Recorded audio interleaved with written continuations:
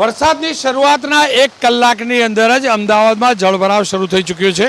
આપ શામલ વિસ્તાર જોઈ શકો છો અને અહીંયા જે પણ રયાસી સોસાયટી છે શિવાલિકા ત્યાંથી પાણી બહાર નીકળી રહ્યું છે અને પાણીના નિકાલની કોઈ વ્યવસ્થા નથી। એ જ કારણ છે કે શરૂઆતના 1 કલાકના વરસાદની અંદર જ આપ જોઈ શકો છો અહીંયા ગટરમાંથી કેવી રીતે પાણી બેક મારી રહ્યું છે આપ જોઈ શકતા છો। અહીંયા આ જ પ્રકારની સ્થિતિ અમદાવાદની અંદર છે।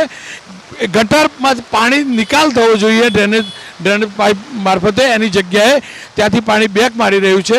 વરસાદની તીવ્રતા સતત વધી રહી છે, જનજીવન ઉપર એની અસર પણ જોવા મળી રહી છે અને મુખ્ય સડક જે છે એની ઉપર પણ જબરજસ્ત પાણી જોવા મળી રહ્યું છે। આવા દ્રશ્યો જોઈ શકો છો। પાણીનો એટલે કે જળભરાવ સતત વધી રહ્યો છે। જેમ જેમ વરસાદની તીવ્રતા વધી રહી છે તેમ તેમ જળભરાવ સતત વધી રહ્યો છે। ફૂટપાથ સુધી પાણી પહોંચી ચૂક્યા છે અને સવારથી જ આપ એએમસીના કર્મચારીઓ પણ જોઈ શકો છો। થોડાક કર્મચારી ચોક્કસથી બહાર નીકળ્યા છે।